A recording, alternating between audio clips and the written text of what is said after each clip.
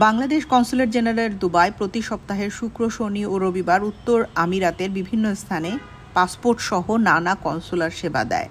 গত 25, 26 এবং 27 জুলাই কনস্যুলেট সেবা টিমটি উম্মুল কোয়াইন, হাত্তা এবং ফুজায়রাতে সেবা দিয়েছে, যে ছবি আপনারা দেখতে পাচ্ছেন। আজমাইন সহ আরও অনেক এলাকা থেকে অনেকে জানতে চেয়েছেন যে তাদের এলাকায় কবে আসবে বা কোন এলাকায় সেই সেবাটি দেওয়া হবে।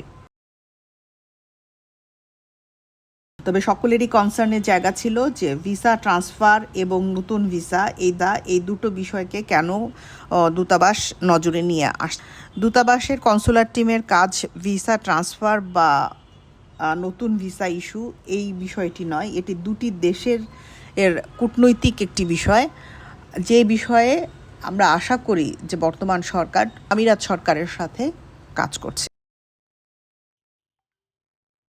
যার একটি দ্রুত সমাধান খুব শীঘ্রই হবে বলেও সকলে আশা করে।